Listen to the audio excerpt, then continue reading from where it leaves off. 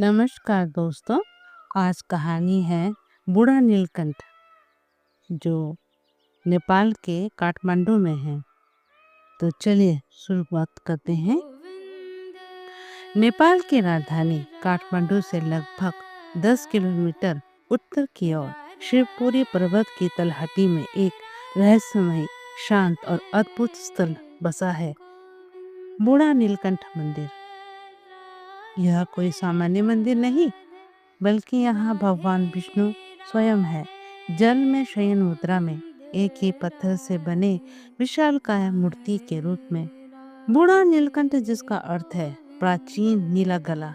यह नाम भगवान शंकर के रूप से भी जुड़ता है, पर यहाँ जो मुख्य पूजा होती है वह है नारायण या विष्णु की।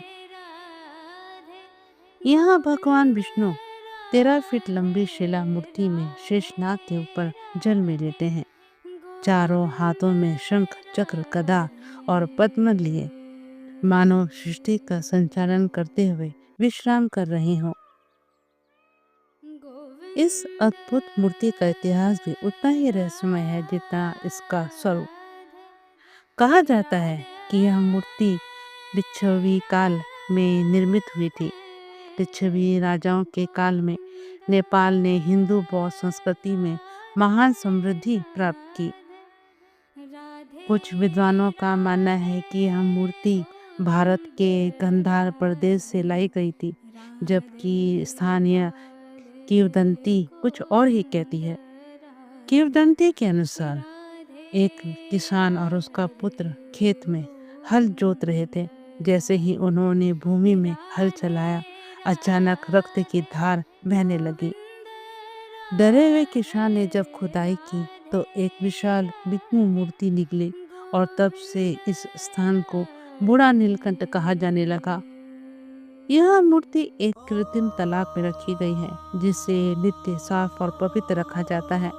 ऐसा माना जाता है कि भगवान यहाँ अनंत शयन में है और इस मूर्ति में स्वयं विष्णु का वास है।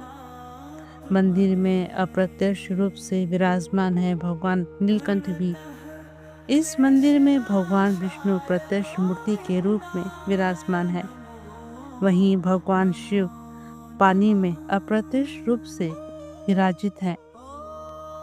पौराणिक कथा के अनुसार जब समुद्र मंथन के समय समुद्र से हलाहल विष निकला, तो सृष्टि को विनाश से बचाने के लिए इस विष को शिवजी ने अपने कंठ में ले लिया।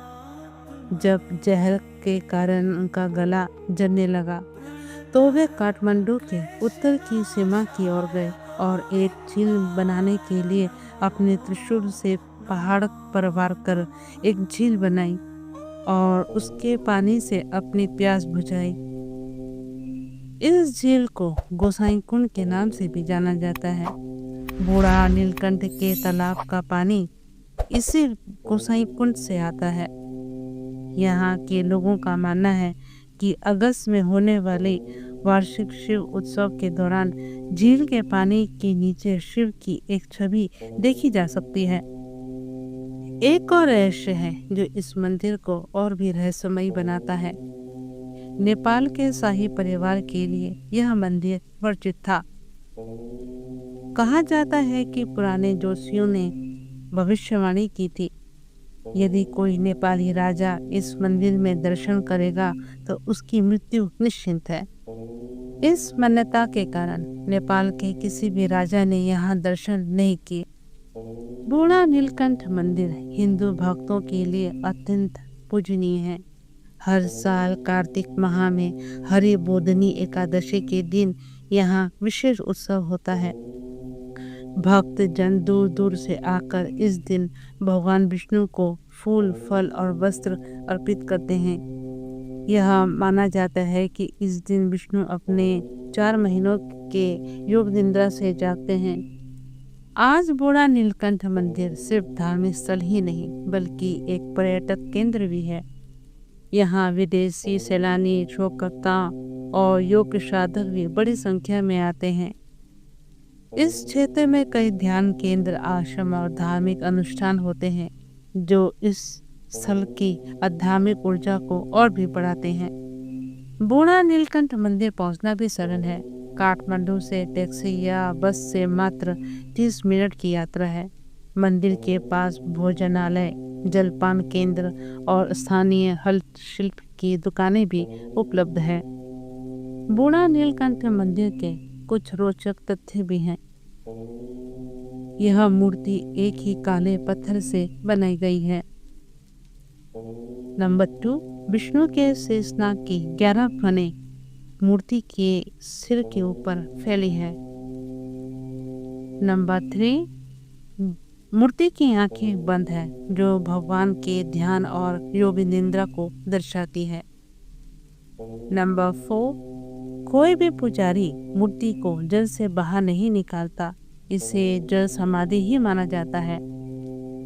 बूढ़ा नीलकंठ मंदिर सिर्फ एक स्थापत्य चमत्कार नहीं, यह एक जीवन प्रतीक है, आस्था, रहस्य और श्रद्धा का। यहाँ आके जो व्यक्ति एक बार भगवान विष्णु के दर्शन करता है, उसके हृदय में एक अद्भुत शक्ति और ऊर्जा भर जाती है। बूढ़ा नीलकंठ हमें यह सिखाता है कि सच्ची भक्ति किसी ऊंचाई पर नहीं, बल्कि हृदय की गहराई में मिलती है। अगर आप कभी नेपाल जाएं, तो इस जलशायी विष्णु के दर्शन अवश्य करें।